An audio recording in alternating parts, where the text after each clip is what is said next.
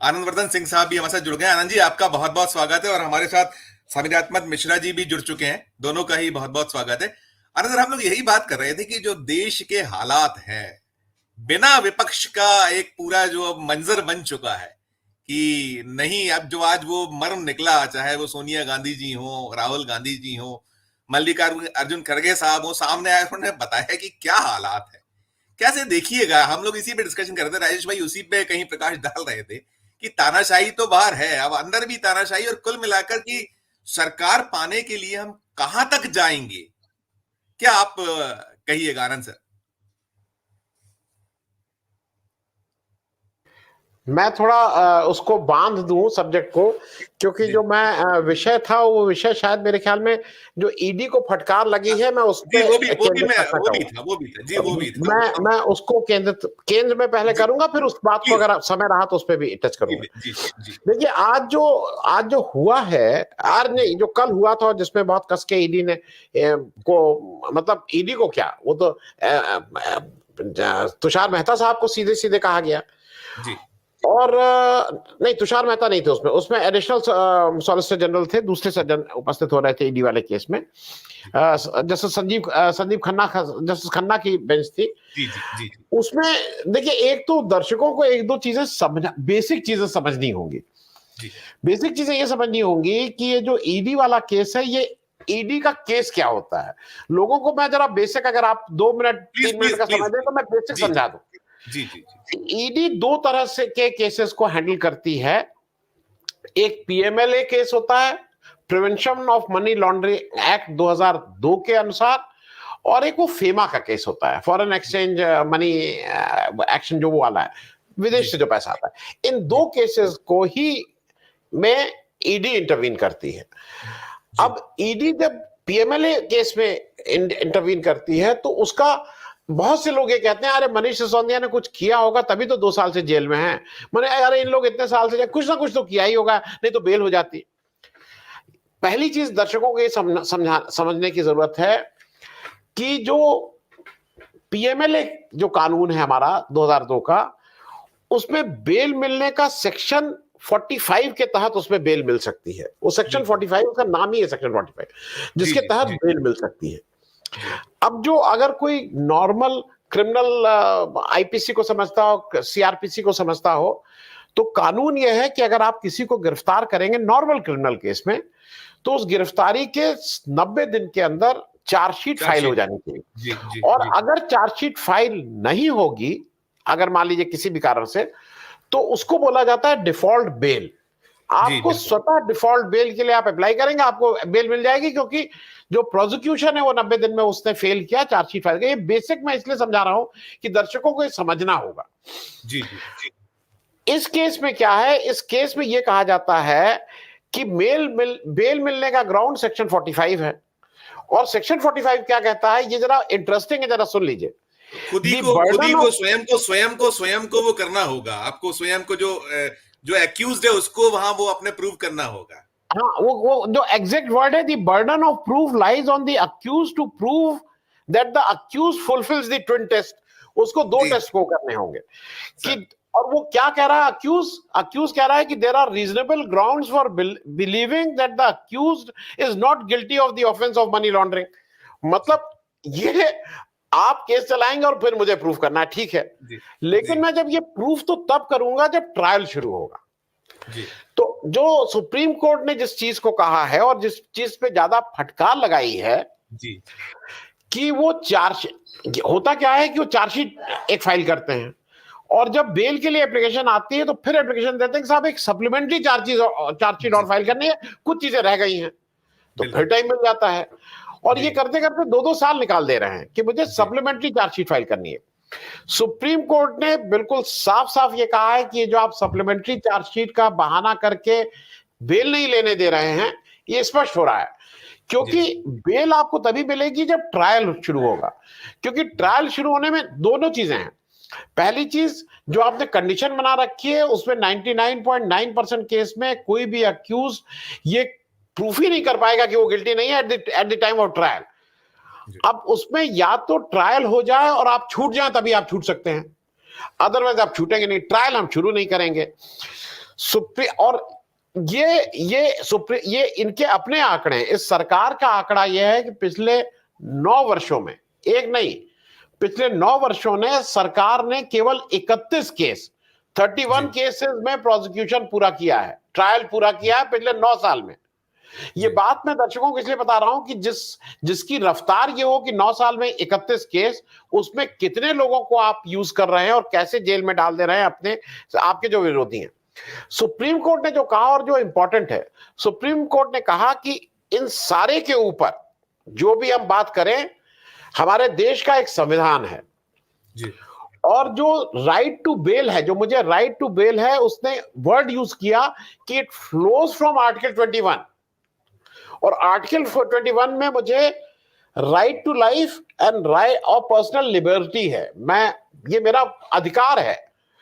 तो article 21 is bigger than what section 45 is. और उन्होंने कहा कि अगर आप ये बार बार चालू रखेंगे तो फिर हम आर्टिकल 21 के हिसाब से इनको बेल देने में हिचकिचाएंगे नहीं, इस तरह की बात कही है। अच्छा, चक्कर क्या है कि ये ठीक बात भी है, जुडिशरी हर बार कन्फ्रंट नहीं करना चाहिए।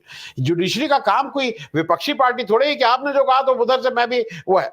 जुडिशरी का काम एक अपना रोल है, लेकिन कभी कभी ये लगता है संजीव जी कि ये न्याय, अच्छी बात, कानून व्यवस्था, ये सब उन लोगों के लिए जो इसको माने ना।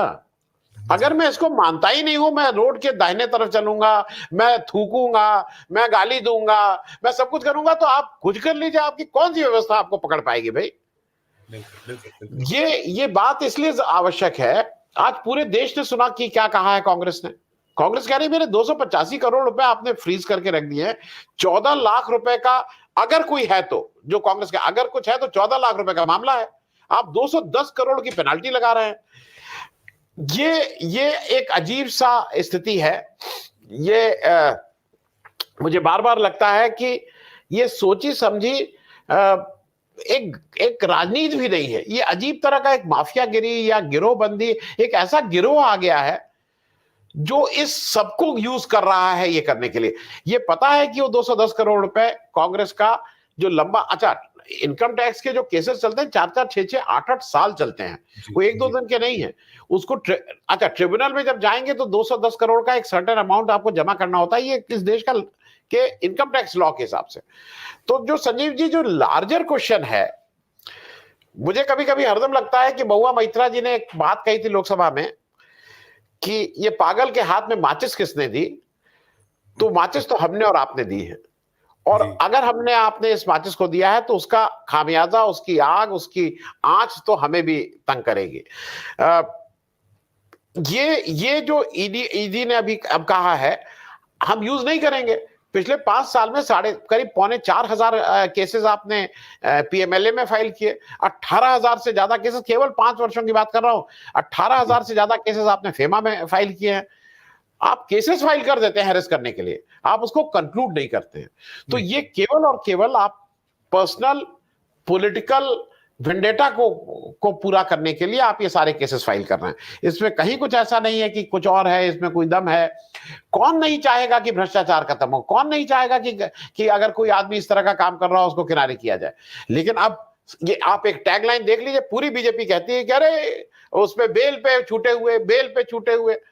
तो वो एक आप मतलब बेल पे आप अपने को अगर कोई छूटा हुआ है तो आप उसको उसी तरह का ट्रीटमेंट देते हैं कि जैसे वो दोषी हो चुका है जी। तो मेरा ये कहना है कि देश एक मुश्किल दौर से है, और अगले 60, 65, 70 दिन जो भी, जिसको भी लगता है कि नहीं ये इसमें कुछ दिक्कत है, इस लोकतंत्र को बचाना है, इस संविधान की रक्षा करनी है, तो उसको तो निर्णय फिर इस 60 दिन में जितना उससे हो सके लोगों से बताना है, लोगों को जगाना है कि भाई क्या दिक्कत हो रही है, कहां कहां हमको और आपको दिक्कत हो सकती है, हमारे और आपके बच्चों की पढ़ाई और भविष्य का मामला है, और फिर निर्णय लेना है। क्योंकि वोट का एक ही चीज हमारे पास है, वो हमारा वोट है, वो अधिकार हमें अभी कम से कम 2024 इलेक्शन तक है।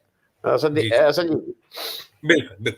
आनंद सर, निराशाजनक स्थिति है, और जो निकल के आता है विपक्ष और क्या करे। अब राहुल गांधी ने 4000 किलोमीटर कन्याकुमारी से कश्मीर, फिर उसके बाद मणिपुर से मुंबई 6000 किलोमीटर, शायद आजाद भारत में पहली बार ऐसा हुआ है कि किसी ऐसे एक युवा नेता ने पूरा देश नाप लिया, और वही तो सब बताने की कोशिश वो कर रहे थे। विपक्ष और क्या करे? क्या आप उस पे, जो दोनों हमारे पैनलिस्ट साथी कह रहे थे कि विपक्ष रोल नहीं प्ले कर रहा है ठीक से, क्या आपकी इस पे ओपिनियन? नहीं, मेरा मेरा मेरा संजीव जी भाई, माफी के साथ दोनों लोगों से मेरा थोड़ा अलग विचार है। मैं इसको मैं बहुत स्पष्ट हूं कि आज से 71 दिन के बाद हमारी आखिरी वोट 1 जून को आखिरी वोट पड़ जाएगा, 7वें चरण का आखिरी वोट पड़ जाएगा। तो पहली चीज ये है कि इस 71 दिन में अगर हमें ये लगता है कि जो अभी हो रहा है और बीजेपी का बने रहना इस देश के लोकतंत्र के लिए, इस देश के संविधान के लिए अच्छा नहीं है, तो शायद मैं तो कम से कम अगले 71 दिन ये बात नहीं करूंगा, पहली चीज। दूसरी चीज, अगर विपक्ष कुछ नहीं कर रहा है, अगर विपक्ष बिल्कुल निकम्मा है, अगर राहुल गांधी कुछ नहीं कर रहे हैं, तो मोदी जी इतना परेशान क्यों है? ये डेस्परेशन क्यों मोदी जी का है? मोदी जी काहे के लिए भागे भागे यहां से वहां से यहां जो काम कर रहे हैं, उसमें डेस्परेशन दिखाई दे रहा है। बीच में और एक चीज और जोड़ूंगा, माफी चाहते हुए, कि कोई भाषण, कोई रैली, कोई सभा राहुल गांधी के बिना पूरी नहीं होती। सिर्फ राहुल ही गांधी नहीं, वो अनाप शनाप बातें कर रहे हैं, शक्ति मतलब वो कोई कॉन्क्रीट बात कर रहे हैं आपसे? उन्होंने वो पिछले 10 साल में भी कोई कॉन्क्रीट बात नहीं कही। वो या तो भविष्य की बात करते हैं या भूत की करते हैं, या तो 2500 साल पहले की करते हैं या 50 साल बाद हिंदुस्तान क्या होगा करते हैं। आज क्या है, इस पे बात नहीं करते हैं। ये बात मैं इसलिए कर रहा हूं कि अगर ये डेस्परेशन क्यों दिखाई दे रहा है, राज ठाकरे, क्या आपको डेस्परेशन नहीं लगता है कि राज ठाकरे को बुला के जिस तरह से बातचीत हो रही है वो डेस्परेशन नहीं है? आपको लगता नहीं कि बिहार में डेस्परेशन साफ दिखाई दे रहा है? आपको लगता नहीं कि सती सोरेन को, अरे माफ कीजिएगा, सीता सोरेन जी को बुला के ज्वाइन कराना डेस्परेशन नहीं है? डेस्परेशन है। और ये विपक्ष ने अपना काम कर दिया है। अगर हेमंत सोरेन जेल में बैठ के बीजेपी के लिए ज्यादा अनकंफर्टेबल है तो अपना काम कर रहे हैं। मैं सिर्फ इस बात को इसलिए कह रहा हूं कि थोड़ा हमें इससे भी बाहर निकलना होगा, क्योंकि सोनम वांगचुक वहां 6 मार्च से भूख हड़ताल में बैठे हुए आमरण अनशन पे। मैं अपनी इंक्लूडिंग माई सेल्फ, मैंने पिछले 6 से आज 21 दिन हो गए, 15 दिन में मैंने कितनी बार सोनम वांगचुक के ऊपर शो किया या सोनम वांगचुक की बात की? मैं ये बात इसलिए कह रहा हूं कि मुझे भी ज्यादा आसानी ये रहती है कि मैं जरा इसकी बात करूं, कितनी सीट आएंगी। सबसे आसान शो होता है, शो बुला लीजिए, सब लोग कितनी कितनी सीट आएंगी, तो मैं कहूं कि 25 आएंगे, 30 आएंगे। इसमें आपके दर्शक जितने अभी देख रहे हैं उससे 4 गुना दर्शक देखेंगे, उनको इसमें बहुत आनंद आएगा। सोनम वांगचुक की बात हम और आप करेंगे तो वो भग जाएंगे, लगाने नहीं यार ये आनंद जी को मत बुलाया करो, ये बिना बात की कहां। या मैं कहूंगा संजीव श्रीवास्तव को मत बुलाओ यार, ये कहां की सोनम वांगचुक को लेके बैठ जाता है। सारे लोग जो अच्छे खासे देख रहे होते हैं वही भाग जाते हैं। तो मैं जो कहना चाह रहा हूं, जिस बात से मैंने शायद पहली बार भी कहा था, ये हमारी जिम्मेदारी भी है। ये हम केवल ये जिम्मेदारी, भाई विपक्ष कौन है, विपक्ष को वोट कौन देगा, विपक्ष की बात कौन उठाएगा, वो हमारी और आपकी साझी जिम्मेदारी है। क्योंकि मैं 2-3 चीजें समझ लूं, आप ये भी समझ लीजिए, सिर्फ झूठ और झूठ, मतलब ये लगातार झूठ बोलते हैं भाई। कहीं आपको कभी तो लगे कि नहीं आज आप मुंह देख के उठे, आज भाई आज कुछ सच बोलेंगे। सच बोलना जैसे इनको आता ही नहीं है। जो मैं ईडी की बात एक चीज कह के खत्म कर दूं। ईडी में जो एक पुराना वो कहा जाता है, जिसमें इसमें अगर किसी के घर में कोई पुलिस वाला हो, कहा जाता है the process is the punishment. जो प्रोसेस है वही पनिशमेंट है। हिंदुस्तान में कन्विक्शन बहुत मुश्किल होता है, लेकिन आपको जेल में हम इतने दिन रख देंगे वही पनिशमेंट है, हम आपको ठीक कर देंगे। ये हैविंग सेड दैट, मुझे अभी भी ये लगता है कि इतना केक वॉक नहीं है मोदी जी के लिए। मोदी जी इतने एक्टिव हैं। अच्छा, सब लोग कह रहे हैं विपक्ष क्या कर रहा है, भाई ममता बनर्जी कुछ कर ही रही हैं, अखिलेश यादव कुछ कर ही रहे हैं, तेजस्वी यादव। बीजेपी में कौन क्या कर रहा है? नितिन गडकरी दूसरे तीसरे नंबर के नेता है, राजनाथ सिंह दूसरे नंबर पे, क्या कितनी सभा कर रहे हैं सिर्फ भाई? आज नहीं आज 400 सीटें पार करनी हैं। आप जरा बताइए कितनी सभाएं कर रहे हैं राजनाथ सिंह, कितनी सभा कर रहे हैं नितिन गडकरी, कितनी सभा? आपने कुछ ऐसे लोगों को अपने मैदान में छोड़ दिया है जो केवल जाके वैमनस्यता फैला रहे हैं। वो महिला जो कलंद राजिया कौन सी है, वो अपना अलग राग ला रहे हैं। जो इनके जो तथाकथित नहीं, कौन चीफ मिनिस्टर घूम रहा है? मेरा कहना यह है कि विपक्ष ठीक है, विपक्ष कुछ नहीं कर रहा है, आप क्या कौन कर रहा है भाई? तो मैं इसको खरीद इसलिए कह रहा खरीद हूँ कि खरीद खरीद फरोख्त कर रहे हैं। वो असम के मुख्यमंत्री कह रहे हैं कि जीतेंगे भले ही आएंगे हमारे पास। वो ये हमारे पास भाषाएं आएंगे सब चल रही हैं, क्लियर कट है, नहीं। उसको चुनाव और आयोग नहीं देख रहा है। और राकेश जी सीनियर हैं। राकेश जी आप एक चीज बताइए, ये अलोकतांत्रिक असंवैधानिक नहीं है कि अगर कोई ये कहे अपनी कैबिनेट में कि आप सरकार बनने के बाद के 100 दिन का प्लान बना के दे दो। बिल्कुल बिल्कुल ये असंवैधानिक है। जी। आप पहले से कैसे कह सकते हैं कि ये, मेरा कहना यह है कि ये चीजें हो रही हैं, हम लोग उसको एक्सेप्ट कर लेते हैं। तो ऑन कैमरा ना कहिए, कम से कम आप ऑफ कैमरा किसी से कुछ भी कहिए, ऑन कैमरा तो मत कहिए। आप नहीं ऑन कैमरा ही कह रहे हैं तो असंवैधानिक है वही भाई। हाउ बिल्कुल हाउ यू वही मैं कैन कह से रहा दैट?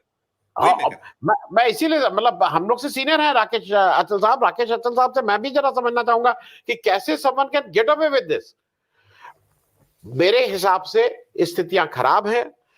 ये भी फैक्ट है कि आज की तारीख में हम और आप जो थे, आप सब लोग मुझसे उम्र में बहुत छोटे हैं। हमारे जब हम पढ़ रहे थे तो पैसे की कोई जरूरत नहीं थी। साइकिल में हवा भरवा के आप निकल लीजिए कहीं पे भी। अच्छा, हवा अगर पंप लेके खुद भर लीजिए तो पैसा भी नहीं देना ऐसा होता नहीं था। लगता। जी जी जी। अगर वो साइकिल वाला भरेगा तो वो 3 पैसा 1 पहिए का, 5 पैसा 2 पहिए का था। लेकिन अगर खुद भर लीजिए, आज की तारीख में क्या है, मेरा लड़का या आपके छोटे भाई या समृद्ध अगर 100 रुपया पेट्रोल डलवाने का उसमें नहीं है और अगर इसमें प्रीपेड या कार्ड डलवाने का नहीं, तो घर ही में बैठा रहेगा, उसको लगेगा कि जीवन समाप्त हो गया है। तो चीजें पैसे पे बहुत सी चीजें केंद्रित हो गई हैं, हमारे आपकी हो गई हैं। सबसे बड़ा तो सर मोबाइल है कि आपका मोबाइल रिचार्ज नहीं कराइए तो काम खत्म हो गया, दुनिया से खत्म। भाई मेरे मेरे विवाह को इतने साल हो रहे हैं, मेरी पत्नी का एक ही बार बार आता है फोन कि भाई वो आ गया, उसको जरा कर दीजिएगा, उसको रिचार्ज, उसको जो भी उसका पैसा डालना होता है वो डाल दीजिएगा। मैं सिर्फ इस बात को इसलिए कह रहा हूं, पैसे का अहम रोल है, we can not deny that, लेकिन पैसा ही का रोल है ये मैं इसको अग्री नहीं करता हूं। ऑपोजिशन चाहे जितना टूटा फूटा हो, चाहे जितना आक्रमण हो, देश की जनता इस समय आगे आ रही है। ऑपोजिशन की वजह से कोई वो नहीं हो रही कि देश की जनता बहुत इस समय वो है परेशान होके त्राहिमाम करके देश की जनता पीछे खड़ी हो रही है। और ये रोज हम लोग देख रहे हैं, हमको और आपको जो आप ये फील तो हम और आप भी कर सकते हैं। कोई ऑपोजिशन के पुण्य के कारण नहीं, वो इनके पाप के कारण जो एक आम जनता है उसको लग रहा है कि भैया इससे त्राहिमाम मुक्ति दिलाओ। और शायद ये हर रोज ये बात और बढ़ती जा रही है, ऐसा मुझे फील हो रहा है। संजीव जी।